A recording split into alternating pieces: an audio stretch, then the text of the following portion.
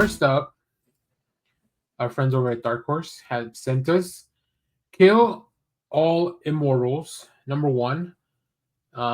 This is a new book from Dark Horse, as I mentioned, and it is written by Zach Kaplan with art by Fico Ocio, colors by Tiago Rocha, letters by Hassan Otsmane Elhau.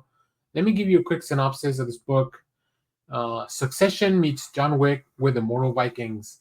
8,000 years ago, Viking explorer Eric the Red and his four adult children discovered a mysterious source of immortality. Now, in our modern world, they are an enigmatic billionaire family with powerful banking empire. But when Eric's only daughter Frey seeks to finally be free from her family's influence, she must be prepared to reveal the supernatural secrets and confront her well-trained siblings in a deadly epic struggle for power. Get ready for a bloodthirsty, immortal fight like no other. Now, Jeff, when I asked what you wanted to review this week, this was one of the books you mentioned. Now, why did you pick that one? Did you have any previous knowledge of it, or? No, I just when you asked, "Hey, do you want any review? Are there any comics you want to review this week?" I just started flipping through to see what was coming out next week. I noticed it was a number one that had a cool cover, and I recognized Zach Kaplan's name, so I was like, "This is one." This is Oliver Barrett on the cover, and yeah, I mean covers will do that. Yeah. So that was it. I know nothing about this comic going into it. Okay. It's funny you picked this. So before I ask you what you thought of the book, so kids looks matter. That's what that's the lesson out of this. Kids looks matter. That's right. You know, you're going to hear all this stuff about how it doesn't matter what you look like in this world. But judge a book by its cover. All right.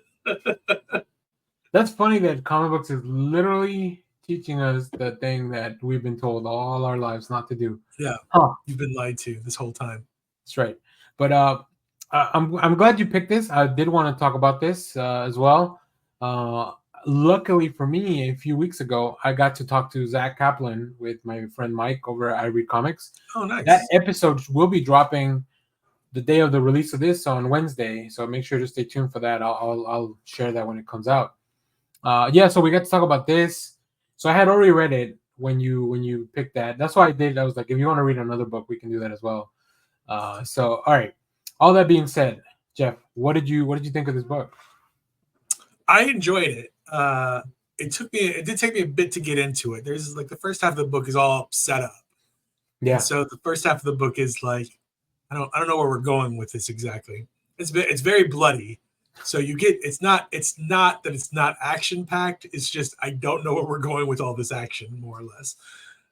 But then about halfway through, you kind of start to figure out where it's going, and then 4/5 of the way through the book, you finally hit the full twist. This is what we're going to go here from here on out, and that's where it definitely hooked me from that point forward.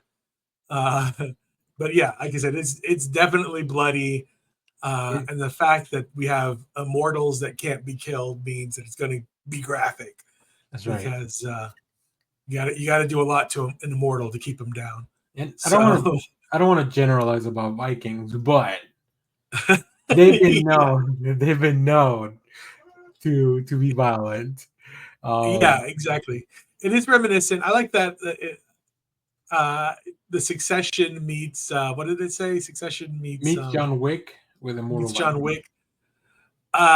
It's more John Wick than Succession, I would say. Yeah. It's even got a little bit of what's that one horror movie with the bride that has to get out of the house before they kill her? Hide and Seek. Yeah, Hide and Seek or something like so it's a little bit of that feeling as well. But it's definitely entertaining. Definitely entertaining. Okay.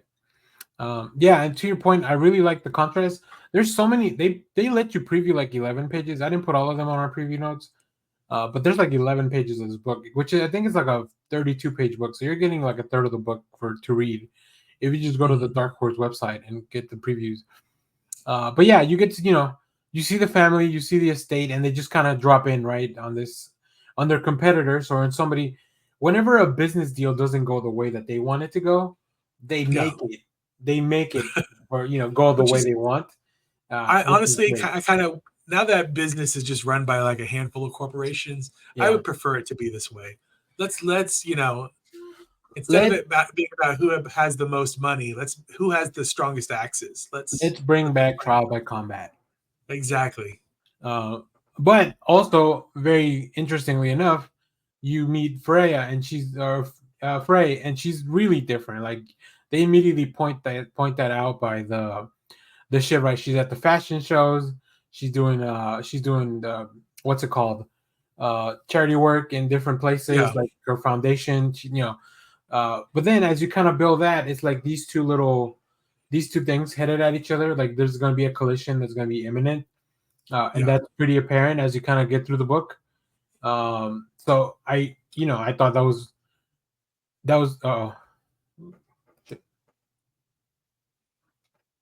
But yeah, the book is definitely about yeah. all the males are very much capitalists, whereas Frey is very much I There's don't want to be another a part of way. this family, Yeah, like but I there's a will different way to give view away it. as much money as I can to Right. causes. I mean, I guess if you're immortal too, like how much money would you need, or like, or how do you make your time mean something? And Yeah, I think they've chosen, both her family and herself chosen different paths. yeah, So yeah, I quite enjoy that. Like I said, the art is pretty cool. Like it's the kind of the aesthetic that I like. It definitely feels a little bit of a throwback to the '90s comics, but updated, like in a more yeah. contemporary fashion. Which is, I don't know, feels like kind of an oxymoron to tell you that something's a throwback that's contemporary, but that's the best way I can describe it. And yeah, they go all in on the insanity and the violence and the gore. So I quite enjoyed that as well. So all right, any other thoughts on the book? No, it's worth does it say how many? Is it? I'm assuming it's like a mini of some sort, but does it say how many issues there are? I don't think No, so. I don't know at the time. So I mean, a lot of the companies, they do. Let's do a mini series that it's successful enough. We'll just keep it as an we'll ongoing, just keep going. Yeah, so, which is great. I that's, mean, it's a good way to test out the market. So, all right. Well, thanks to our friends at Dark Horse. thank you, Thanks Dark to Zach. Horse. I'm also on Zach Kaplan's media list, so like he sends us stuff all the time. He's got a few other comics coming out, and we'll talk about them as they come out in the next few months. Nice. And I think one of his books, Mindset, was just announced to be adapted to a TV series or something. Oh, really? From the Yeah, like that's a book from Vault where an app takes over people's mind, which is not as far fetched as it would have if you would have pitched that 20 years ago. Isn't that Elon's what is it, Mind Link or whatever Yeah, Elon Musk has now? yeah. So, all right. Well, to close this out, let's take a look at some of the variants for this.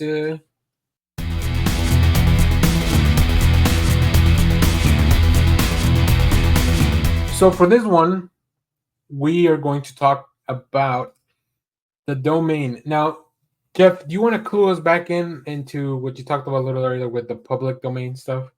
Yeah, so Public Domain is Chip Zdarsky's book about two comic book creators um, that have created a character named the Domain. The first 5 issues are about these two creators kind of settling out the rights for the domain, and then this issue 6, ends with them announcing the domain that is where we're getting now in real life. So the characters that have created that are in here have created the book that we are reviewing today, even though it's actually Chip Zdarsky and Yeah. So you Rachel can even Scott. see it in the cover. The names that are crossed out are the names of the characters in the book, in the Yeah, comic book public in the domain. Public Domain comic book. Yeah, Yeah. But as you can see in real life, it's written by Chip Zdarsky with art by Rachel Stott, colors by Aaron Angiolini, and design and letters by Jeff Powell. Um, so, Jeff, let me give you a quick synopsis before you tell me your thoughts, actually. So, when three best friends discover a crashed UFO, perfect pitch already. Uh, they also they also discover technology that gives them incredible abilities, but there's a catch.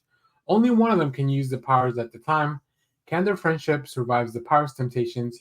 In the pages of Image Eisner winning series Public Domain, Sid Dallas and the team at Dallas Comics reimagine their classic character, the Domain, for a new audience, and this is that comic. This special series, of course, written by the people that we already talked about. So it's going to be a fun meta story for readers of public domain. That's pretty Yes. incredible. I don't think I had ever heard of anything kind of like this where a book within a book kind of comes to. It's The almost only as if they had published the Black Freighter as an actual comic from yeah, Watchmen, right? Like a full. I know they had pages on it, but if they had published a standalone series of the Black Freighter.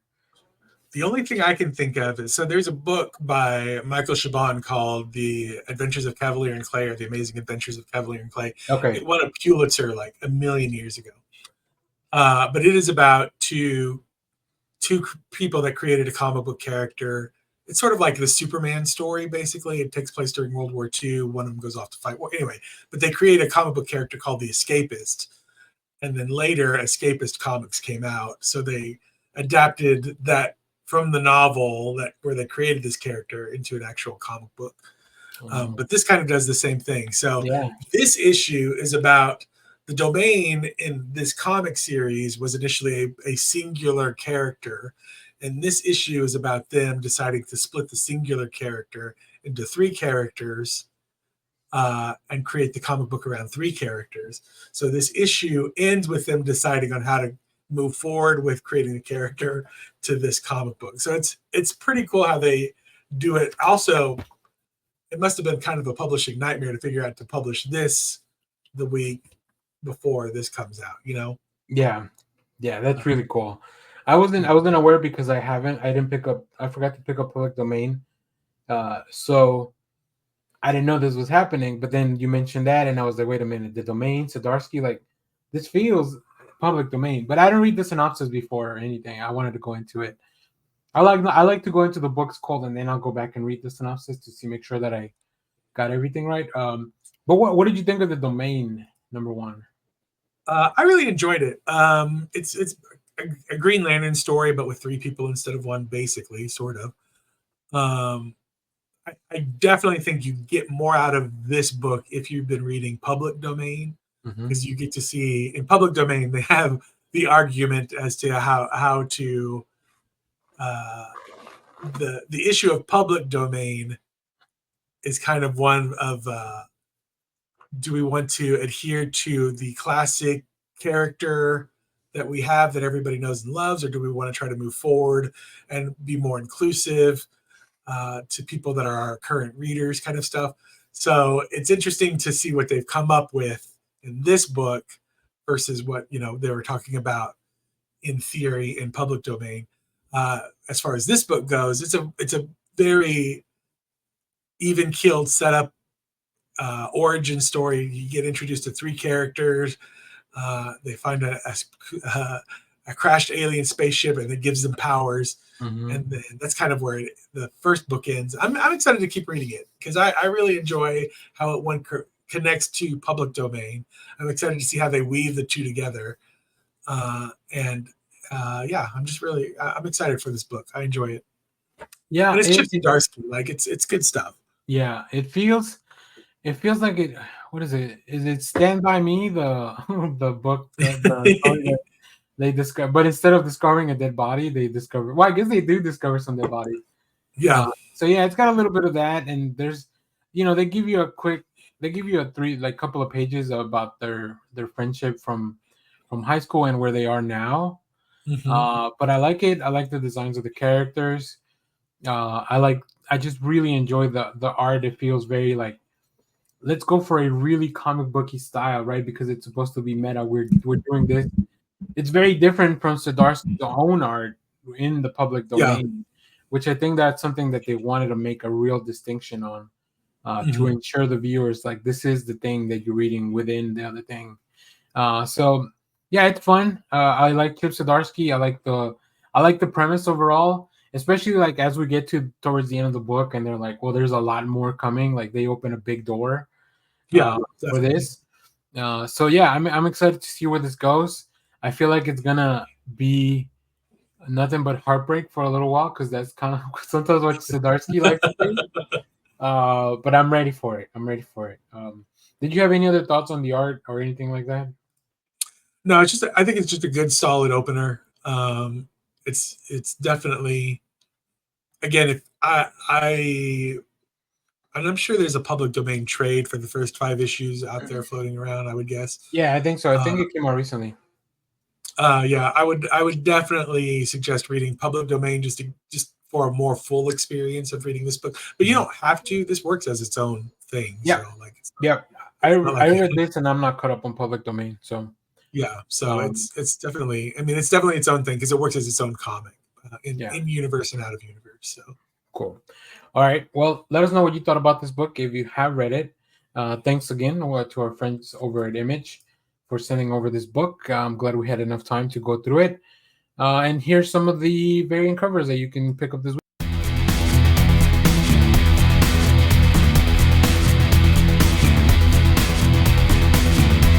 Hello, everyone. Dan here from the Next Issue Podcast. On today's video, we'll be doing a review for Transformers number 10. This is a new book from Image Skybound. Let's take a look at the creative team before we get into this book.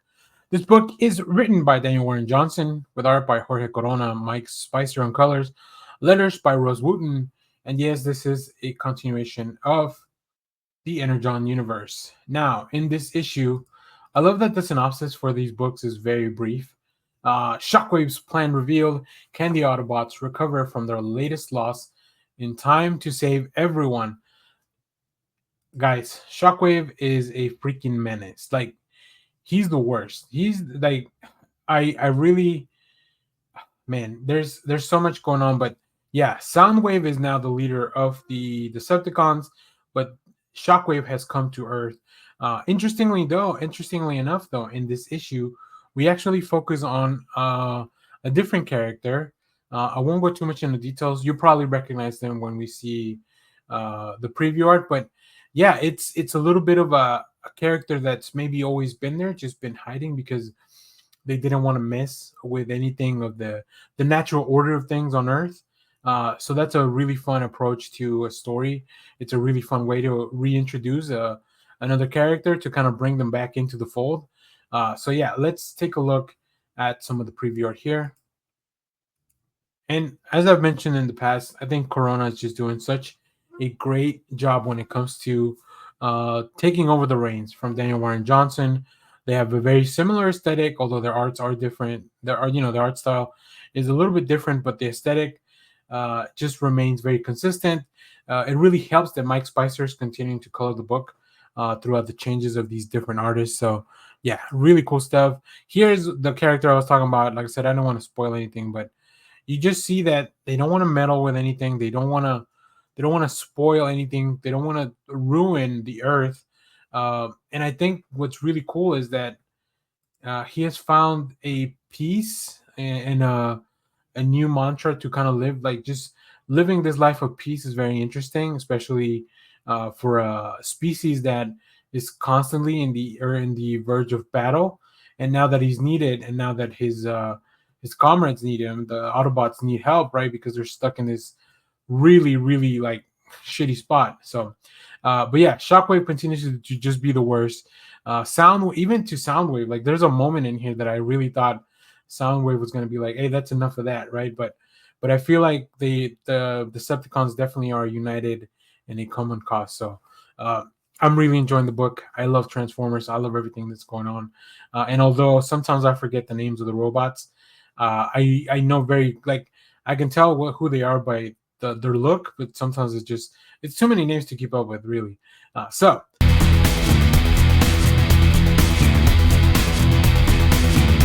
hello everyone, Dan here from the Next Issue Podcast. On today's video, we'll be doing a review for Scarlet issue number 2. This is a new book from Image Skybound. Let's talk about the creative team before we get into this book. This book is written by Kelly Thompson with art by Marco Ferrari. We have Lilo Ridge and colors, letters by Rose Wooten.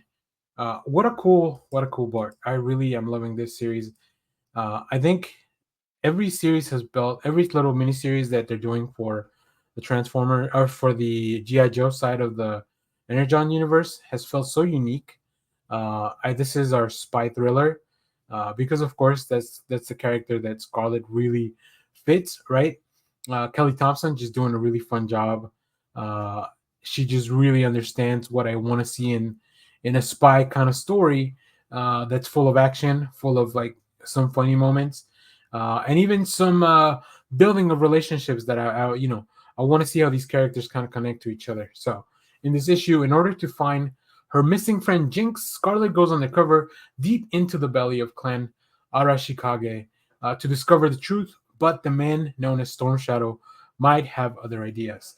So yeah, I mean, ever since the first issue when she was captured to infiltrate this, there's going to be a lot of doubt. There's going to be a lot of people that are wondering, is this part of her plan, right? Because they know who she is, they know what she's capable of. And Kelly Thompson very smartly highlights that, especially in the first three opening pages of this issue, which I'll show you as the preview art. She's been captured. She's in the stronghold, which is what she wanted. She wanted to infiltrate, and then you see her start looking around. Obviously, she's got a little bits of hidden stuff to get herself out of a tight spot.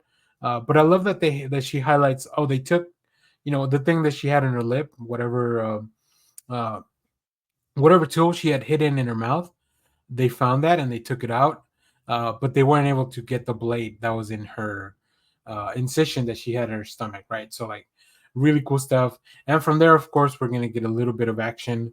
We see ninjas being taken out like punks because Scarlet is just very capable as a fighter. And I really, and like I said, we even see some funny moments, right, with the sound effects and the little like the way that the characters are kind of posed. Uh, I don't know. I really like the atmosphere and the tone that Thompson is being able to create along with Ferrari. Like it just makes for a really interesting and really fun comic. And although I don't know a lot about this Scarlet character, the series has been very welcoming. So I really appreciate that. And this book manages to have some of the coolest covers as well. Yeah, Scarlet's just great. I think she's just a really fun character to follow around. Like I said, you get a lot of action, you get some comedy, you get like some, of course, really cool fights. So like I don't know what else you could ask for in your spy thriller, other than the mystery that's at the crux of everything that's going on. Right, the mission is the most important part, and that's kind of what we're focusing on. So, if you have read this book, let me know what you thought about it down in the comments. As always, thank you for watching, everyone. Remember to share, like, subscribe, hit the bell so you know when we go live. That is most Saturdays, 10 a.m. Central Standard Time. And stay tuned. We have more comic reviews, trailer reactions, TV recaps, all that fun stuff in the channel. Thanks for watching, everyone. Bye-bye.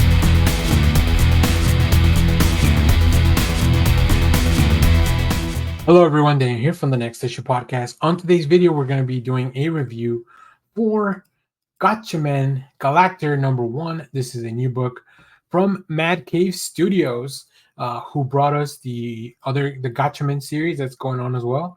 But let's talk about the creative team before we get into this world.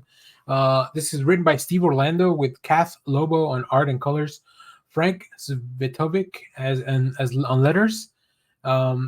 This is very exciting stuff. I remember watching Gotham Man as a kid, and although I don't recall all the details, I really like that we are kind of updating this for the current age. In this book, we'll see Galactor, who is under siege by a threat from within after a secret attempt on his life. Berg Cass sets about to uncover a conspiracy within Galactor. So Galactor, if I remember correctly, is the organization. Berg Katz is the kind of leader that we see here in the cover. Galactor's leader goes undercover to hunt, identify, and ruthlessly dispense with a revolution growing within Galactor's ranks. The masked villain, Berg Cass, must root out the conspiracy within Galactor, the sinister organization that plagues the science ninja team Gatchaman.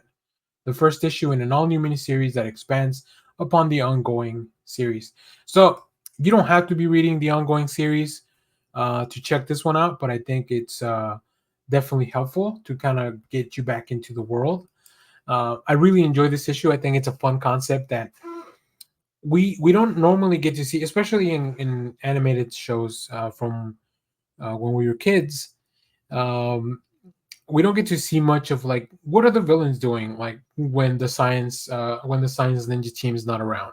Like, what are they doing when they're not attacking? What's going on? So, really interesting that Steve Orlando is going to give us a story about like trouble brewing within the organization, right? So, now I'm not very familiar with Catherine Lobo's art, but I really, really enjoy it. Let's take a look. Like, just great way to capture the Science Ninja team and just really bring us into this world. I really like the redesign of Burr Cats. It's a really cool updated look. I think the Galactor facilities look great, really bringing in a lot of those memories, but also kind of refreshing and updating them. Right. So whenever I go back and think about Gotcha Man, like I'll probably see some more of this aesthetic imbued in it. So, but yeah, this and the other series are playing along very well. And although they are pretty separate storylines, I think they're both fun, building upon the same world. So yeah, I never would have thought that in 2024 we'd be checking out, a couple of Gotchaman books. So this is exciting stuff. So if you got a chance to read this book, let me know what you thought about it down in the comments. As always, thank you for watching, everyone. Remember to share, like, subscribe. There's a lot of cool covers for this book, and I don't know which one I'm gonna end up picking up when I go to the shop. But thanks to our friends over at Mad Cave who sent over a review copy. I really appreciate that, so I can get to do this video without having to go to the shop. That'll give me some time to make sure that I pick out the right cover. So if you have read this, let me know what you thought about it down in the comments. As always, thank you for watching, everyone. Remember to share, like, subscribe, hit the bell so you know when we go live. That is most Saturdays, 10 a.m. Central Standard Time. And stay tuned. We have more comic reviews, trailer reactions, TV recaps, all that fun stuff here in the channel. Thanks for watching, everyone.